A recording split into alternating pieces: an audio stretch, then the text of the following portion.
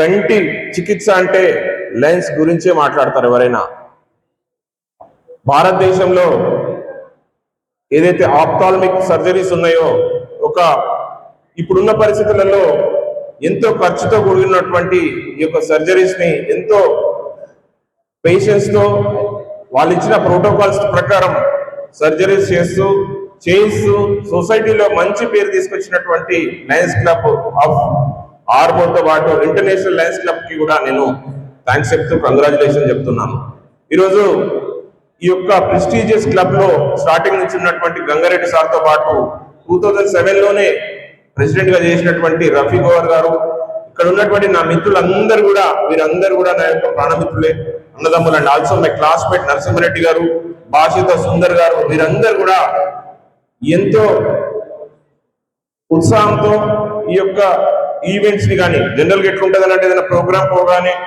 ఒక హోస్ట్ ని ఏర్పాటు చేసుకొని ఆ ప్రోగ్రామ్ ని కంటిన్యూ చేస్తూ ప్రజలకు సేవ చేసినామని మమాన్ అనిపించకుండా ఏదైతే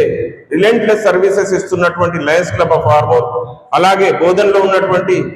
ఆయన పేరు లయన్ బసవేశ్వరరావుగా మా అందరికీ పరిచయం చేశారు. రాష్ట్రం అంతటా కూడా ఈ లయన్స్ కంటి ఆపరేషన్ అంటే సార్ పేరు మీద ఉన్నటువంటి ఆ మంచి పేరు, అలాగే సోషల్ యాక్టివిటీస్ లో పర్ఫెక్ట్ గా ఒక డిజైన్ చేసుకొని స్కూల్స్ కి బెంచెస్ కానీ లేదంటే బోర్వెల్స్ కానీ ఇంకా సోషల్ యాక్టివిటీస్ లో ఇంటర్నేషనల్ ఫండ్స్ నుంచి కూడా ఇక్కడికి తెప్పించి చేయించినటువంటి మా బ్రదర్స్ అందరితో పాటు వీరందరూ కూడా ఒక మానవత్వం కలిగినటువంటి వ్యక్తులు. ఇటువంటి మానవతావాదులందరూ కూడా ఒక తాటిపైకి వస్తే ప్రపంచంలో గతిని మార్చగలుగుతాం. సో ఇటువంటి పెద్దలందరూ కూడా ఒక కాన్సెప్ట్ ఓరియంటేషన్ తోని సమాజాన్ని ప్రక్షాళన చేయాల్సిన అవసరం ఉంది. కాబట్టి ఇంత మంచి కార్యక్రమాన్ని ఏర్పాటు చేసినటువంటి మరి అఫెన్న,